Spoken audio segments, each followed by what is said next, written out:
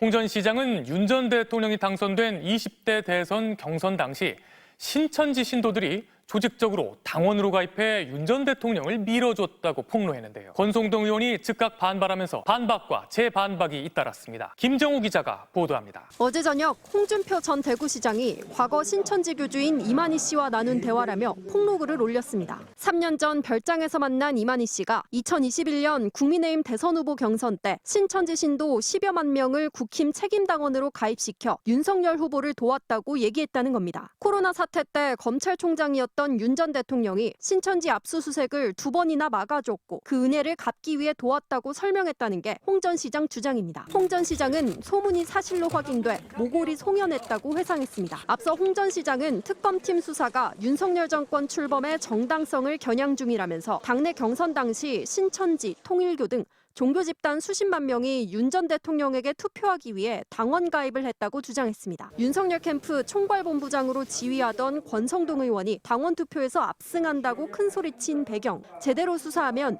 윤 정권은 태어나선 안 될 정권이었다고 글을 올렸는데 권성동 의원은 즉각 반발했습니다. 특정 종교와 결탁해 조직적 투표 동료를 한 사실이 없다며 전형적인 허위사실 유포로 본인의 패배를 인정하지 못하는 분열적 망상이라고 반박했습니다. 권 의원이 법적 대응까지 예고하자 홍 전 시장이 구체적인 일화를 통해 재반박한 겁니다. 이어지는 폭로전에 당내에서도 당황스럽다는 반응이 나왔습니다. 제가 파악할 수 있는 어떤 그 방법이 없잖아요. 뭐 그런 부분이 있다라고 하면은 상당히 좀 우리 당이 많이 오염되어 있다. 이 얘기도 좀 나눠야 됩니다. 오늘 홍준표 전 대구시장이 신천지 교주 이만희 씨에게 직접 들었다면서 과거 윤석열 대선 후보가 선출된 건 신천지 덕이었다. 윤석열 검찰총장 시절 신천지 압수수색을 2번이나 막아줘서 그 은혜를 갚기 위해서라고 했다라는 폭로를 했습니다. 그간의 의혹을 홍준표 전 대구시장이 이제 직접 밝힌 거라고 봐야 되는데 박지영 본장님 말씀부터 들을까요? 이거는 그 당시에도 나왔던 이야기인데요. 네네. 저희가 이제 설마 이렇게 생각하지 않았습니까? 이른바 현직 검찰총장이 특정 종교를 이렇게 옹호해 줬다. 네네. 그리고 또 그때 가시거리로 나온 게 날짜 잡아서 이른바 날 받아서 압수수색한다. 뭐 이런 이야기까지 나오고 했는데 이걸 홍준표 시장이 이만희 그 신천지 교주한테 들었다라고 네네. 하면은 신빙성이 좀 높아지지요. 그렇다면은 일단은 이 신천지부터 해서 여기에 대해서도 조사를 해봐야 되지 않겠나라는 생각이 들고요. 신천지가 이 정치권에 개입한 의혹은 굉장히 많습니다. 2022년 이재명, 이낙연 뭐 등이 붙었던 민주당 경선에서도 마지막까지 이재명 후보가 이기다가 서울에서 갑자기 더블 스코어를 져버려요. 네네. 그때도 민주당 내에서도 이건 뭐야 특정 종교가 결탁한 거 아니냐 이런 의혹이 나왔었거든요. 아마 전체적으로 신천지가 개입된 것들이 이번에는 좀 드러날 것 같아요. 네. 이창근 위원장님 당내에서는 그 당시에 이런 얘기는 없었나요? 그때 당시에도 당내에도 이런 얘기가 있었죠. 그리고 네. 다들 아시는 것처럼 홍준표 전 대구시장 같은 경우는 22년도 대선도 그렇고 25년도 대선도 그렇고 본인이 이제 우리 당에 헌신하고 했는데 배신을 당했다 이렇게 생각하는 분이잖아요. 그래서 22년도의 배신은 당원들로부터 배신이고 25년도의 배신은 의원들로부터의 배신이다 이렇게 본인이 생각하고 있고 그래서 네. 탈당까지 했고 우리 당을 뭐 공격도 하고 하시는데 저는 신천지라는 그러한 종교가 네. 사실은 정상적으로 인정을 받는 종교는 아니잖아요. 물론 시청자분들 중에 신천지를 믿는 분도 계시겠지만 방금 박 부원장님 말씀하신 것처럼 민주당 경선 때도 그런 얘기가 나왔었고 우리 당 경선 때도 그런 얘기가 나왔었다는 자체는 사실 정치권이 올바르게 가는 데 있어서 특정 종교가 개입하는 것은 옳지 않습니다. 물론 정광호 목사의 자유통일당도 마찬가지고요. 네네. 그래서 저는 76만이 저희 당의 책임 당원인데 정말 얼마만큼 그러한 불량한 당원들이 가입했는지 이런 부분들이 홍준표 대구시장의 이번 폭로가 수사를 이어지려면은 권성동 의원이 그 얘기를 했잖아요. 이제 가만히 있지 않겠다. 고소하겠다. 네네. 저는 결백하다면 빨리 고소를 했으면 좋겠어요. 그래서 고소를 통해서 정말 수사를 통해서 모든 게 밝혀져서 이번 기회에 민주당이건 국민의힘이건 정말 깨끗하게 다시 태어나는 네네. 그러한 계기로 삼았으면 좋겠어요. 저는. 그러니까 이 홍준표 전 시장의 폭로가 홍 시장이 이제 당시 윤석열 측 총괄본부장이었던 권선동 의원이 윤석열 후보가 당원 투표에서 압승한다라고 얘기한 거는 신천지하고 통일교의 책임당원 가입 때문이다라고 얘기하니까 네. 권성동 의원이 이제 발끈해가지고 법적 대응하겠다라고 얘기하니까 이제 홍 전 시장이 그냥 확 폭로해버렸다. 이런 해석이 지금 가능한 거지 않습니까? 앞으로 좀 더 격화될 거라고 보십니까? 신인기 대표. 그러니까 저는 일단 제일 먼저 궁금했던 거는 그럼 홍준표 전 시장은 왜 이만희 씨를 만나서 그 얘기를 직접 들었을까? 이게 2022년 8월에 만났다는 거예요. 그 부분도 별장 좀- 가서 만났다는 그러니까 별장에서 거죠. 네. 만났다는데 뭐 그 부분도 일단은 궁금합니다. 2022년도면은 어찌됐든 뭐 선거는 끝난 이유기는 한데 왜 만났는지도 좀 궁금은 좀 하고요. 뭐 그건 차치하더라도 일단은 국민의힘에서의 있었던 경선, 그러니까 대통령 후보를 뽑는 그 경선은 이쯤 되면 원천 무효 선언해야 되는 거 아닙니까? 그러니까 예를 들면 지금 정교분리라고 하는 헌법의 원칙 네. 20조 2항도 위반이고 거기다가 가장 정면으로 위반되는 게 정당민주주의 지금 정면 위반이거든요. 그러니까 말 그대로 경선이라는 거를 짜고 치는 형태로 동원해가지고 종교단체에 개입시켜가지고 결국에는 원하는 후보 만들어낸 거 아닙니까? 그러니까 어떻게 보면 명태균도 일하고 각 종교 집단들도 일하고 이렇게 해서 만들어낸 게 윤석열이라고 한다면은 이걸 어떻게 책임질 것이냐. 전 오늘이라도 이거 확인되면은 국민의힘은 스스로 문을 닫아야 될 지경이다라는 생각이 들고요. 무엇보다 아니 김건희나 이 지금 윤석열 이 두 부부는 도대체 정체성이 뭐길래 신천지, 통일교, 거기다 극동방송, 거기다가 무속 뭐 뭡니까 도대체? 이 모든 거를 다 혼합시켜가지고 본인들의 정치적 이해만 맞으면은 네. 다 갖다 쓰는 것인지 정말 국민들께서 충격받으실 것 같고요. 오늘 이 밤에 이 기사 보시면은 정말 뒷목 잡으시는 분들이 너무 많으실 것 같다. 전 그렇게 봅니다. 이 네네. 헌법 8조 2항 정당은 민주적으로 운영되어야 된다. 금방 말씀하신 것처럼 정교분리 원칙 20조 헌법 20조 2항 뭐 둘 다 이 헌법을 위반한 사항이 될 수 있다. 이건 뭐냐면은 그 당시 국민의힘 대선 후보 경선이 무효다라는 이야기를 할 수 있는 겁니다. 이게 네. 극단적으로 퍼지면은 정당 위헌 그 사유가 될 수도 있는 그런 부분이다라는 이야기를 드릴 수 있고요. 더 재밌는 게요. 이렇게 해놓고 이 홍준표 시장이 2022년 11월 네. 대구에서 신천지 대회가 열립니다. 그 당시에 비판이 많았어요. 근데 대구시가 상당히 협조적입니다. 그때 홍준표 시장이 왜 갑자기 신천지와 가까워지느냐라는 비판이 나오기도 했어요. 이제 이거 지금부터는 뭐 저희 추론의 영역입니다만은 홍준표 시장이 신천지 때문에 2022년 대선 경선에서 네네. 졌고 그 다음에 8월 달에 이만희 신천지 대표를 만나고 그다음에 11월 달에는 신천지 대회가 대구에서 열리는데 협조적이다. 그럼 나도 신천지 도움만 받아볼까? 뭐 이런 생각도 할 수 있었다는 거예요. 이거는 진짜 심각한 문제이기도 하고요. 지금 민주당이나 국민의힘이 하고 있는 동원형 당원 제도에 네네네. 대해서 다시 한번 우리 검토해 볼 필요가 있어요. 민주주의가 이런 식으로 특정 종교가 조직적으로 동원돼서 치고 들어오면 위협받을 수 있습니다. 네. 근데 이거는 동원의 문제가 결국 정당에서 민주주의의 외피를 가지고 선거를 왜곡시키는 거고 국민을 네. 속이는 거거든요. 그러니까 이 부분은 저는 결코 가볍게 볼 수가 없고 지금이라도 저는 국민의힘이 요즘에 뭐 당무감사위도 열어서 여러 가지 일들을 좀 하던데 이거는 뭐 한덕수 그 김문수 교체 그 수준이 아니고요. 이건 정말 정당의 존립을 물을 수밖에 없는 매우 중차대한 사안이다. 전 그렇게 봅니다. 결국에는 그러니까 홍준표 전 대구시장이 이만희 씨를 왜 만났느냐, 그리고 이만희 별장을 아무나 갈 수 있었느냐, 뭐 이 문제하고도 연결되는데 아까 이제 박지영 부원장님 말씀은 경선 과정에서 신천지의 강한 역할을 보고 혹시나 그런 거 도움을 받기 위해서 거기 가서 만나는 현장에서 그런 얘기를 들었냐 이런 거하고 연결되는 거 아니겠습니까? 뭐 저희 상상적인 그러니까 얘기가 물론 상상이에요. 네. 일반적인 추론으로도 가능한 얘기인 것 같고. 뭐 지금은 다 추론할 수밖에 네네네. 없는데 저희 추론은 이제 그런 방향은 아니고요. 음. 제가 생각할 때는 홍준표 전 대구시장을 그간의 정치 활동이나 그런 배경을 봤을 때는 본인이 거기에 기대기 위해서 만날 것 같지는 않고요.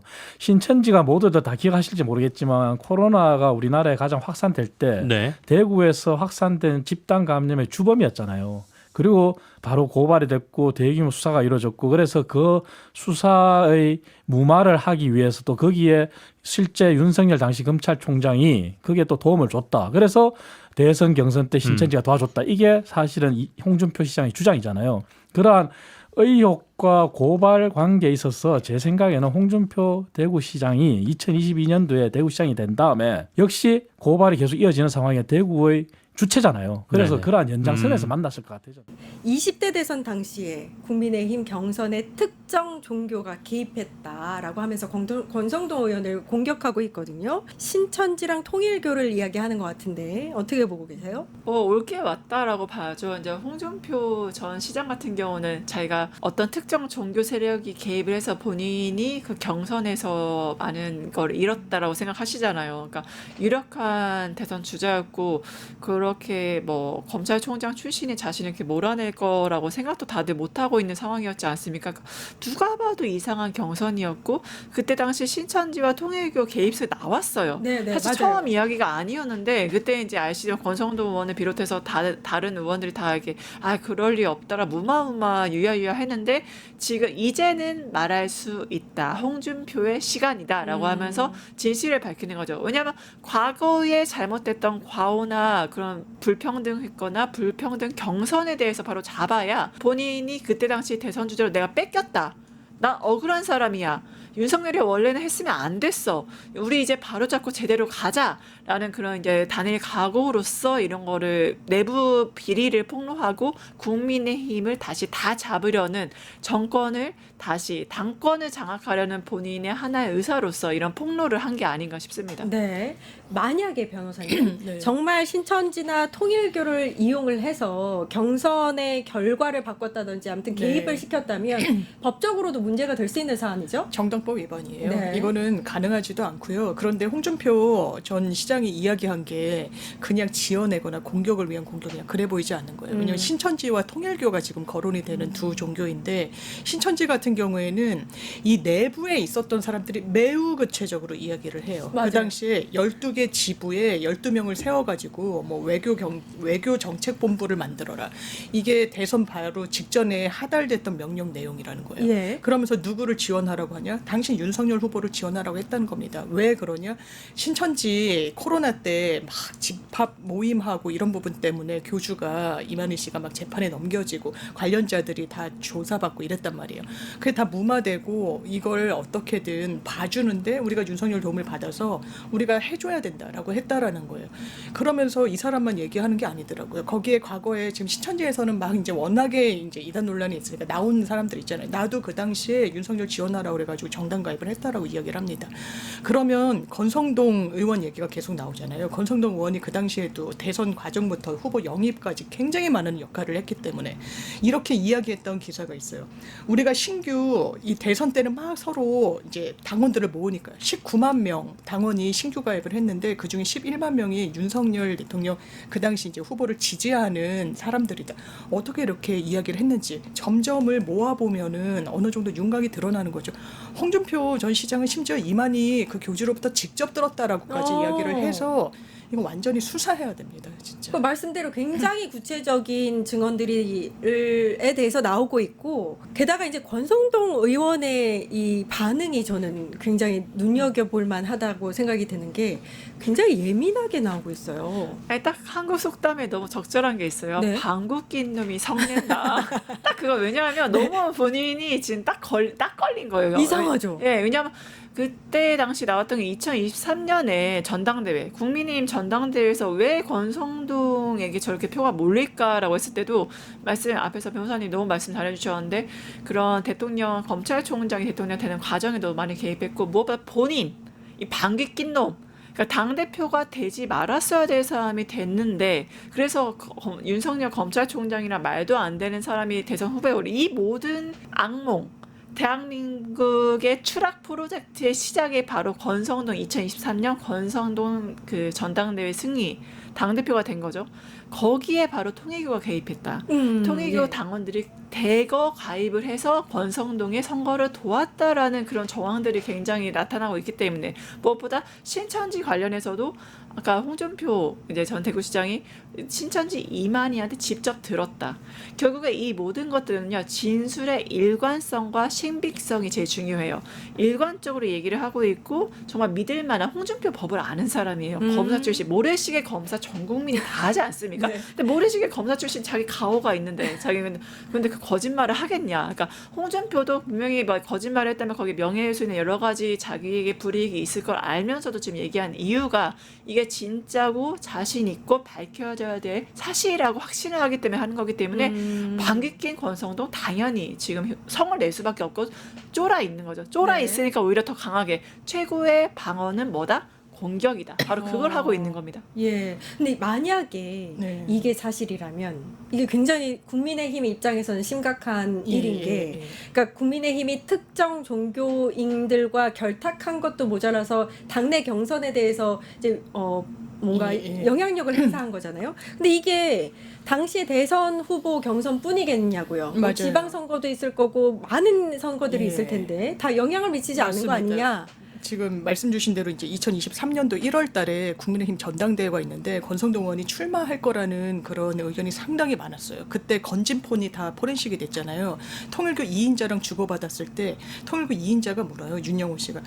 이거 누굽니까? 윤심은 누굽니까? 그러니까 권성동이라고 이야기를 해요. 그럼 네. 우리가 어떻게 하면 되겠습니까? 라고 이야기를 해요. 그러면 한 뭐 10,000명 정도를 모아주면 되고 이 투표에 참여하기 위해서는 한 1,000원이라도 한 달에 1,000원이라도 당비를 한 3개월 정도 내야 된다라고 이야기를 합니다.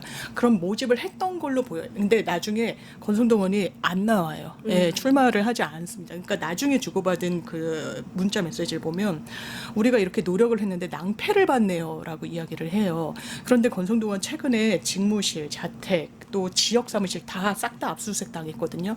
그때 정치자금법 위반 혐의라고 범죄 혐의가 적시돼 있었어요. 통일교랑 관련된 부분이었어요.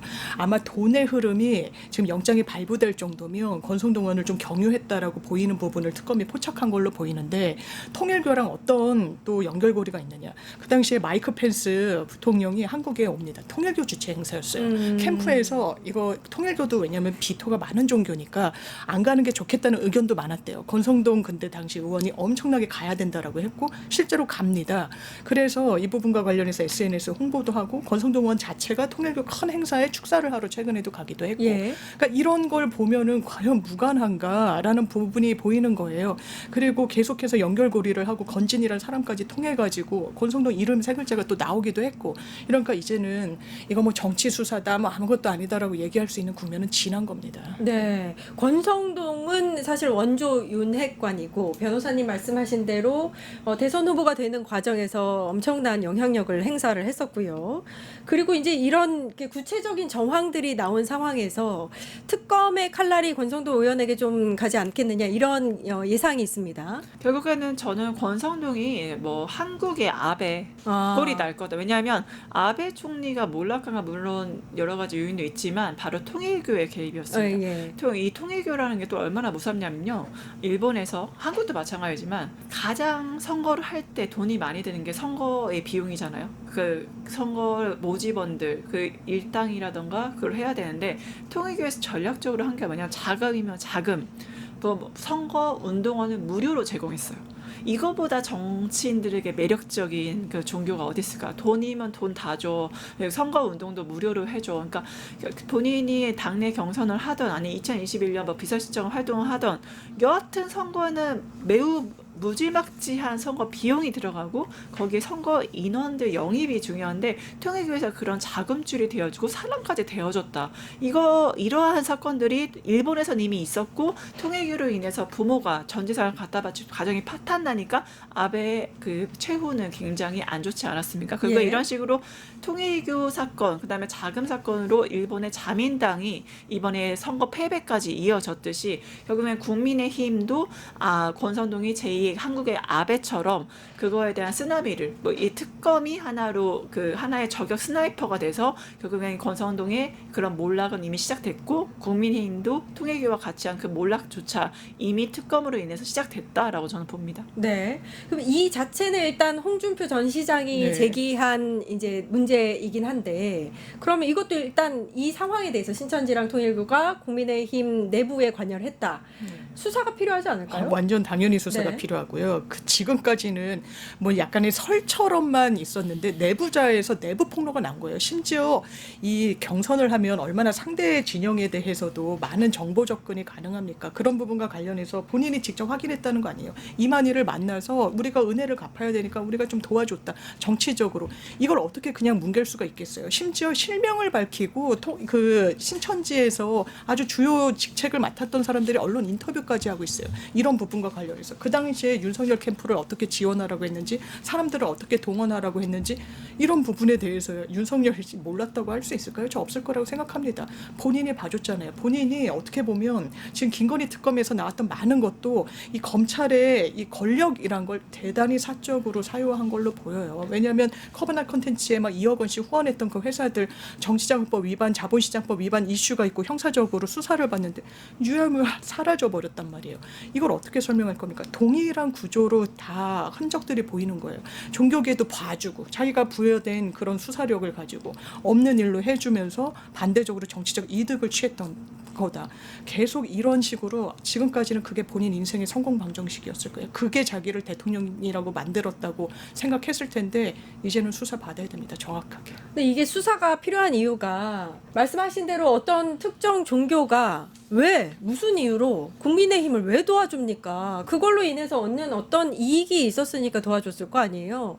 그 부분에 대한 명확한 이제 진실 규명이 있어야 맞습니다. 된다라는 생각이 드는 거예요. 네, 맞습니다. 특히 YTN 인수나 통일교 같은 경우는 캄보디아의 ODA, 그러니까 이게 재밌는 게 일본에서도 아베 총리 몰락에 있어서 그 조사를 다 했더니 우리나라는 캄보디아였고 일본 자민당 같은 경우는 아프리카 ODA였다. 그러니까 한마디로 왜 그러냐면 아프리카나 그런 캄보디아 같은 국가들은 이미 통일교에서 자기네들 네트워크라든가 인프라 구축이 돼 있는 거예요. 그러면은 그 정부 입장에서는 이미 네트워크나 그게 그 인프라 구축되어 있는 NGO를 선택해서 자신의 ODA 사업하는 게 제일 편하죠. 이미 구축이 돼 있으니까. 근데 예. 그게 알고 보니까 통일교에서 운영하는 단체고 사업이었던 거죠. 그러니까 그런 식으로 자신들이 마치 정말 자선 NGO로서 뭔가 문제 없는 걸 접근하지만 사실은 그런 루트로 인해서 우리가 캄보디아 사업 이렇게 해줄 테니까 우리가 원하는 거 이런 거 해줘 라고 국가와 딜을 하는 통일교 전통의 방식이 개입이 된 거고 일본도 그렇게 당한 거고 지금 한국도 그러는데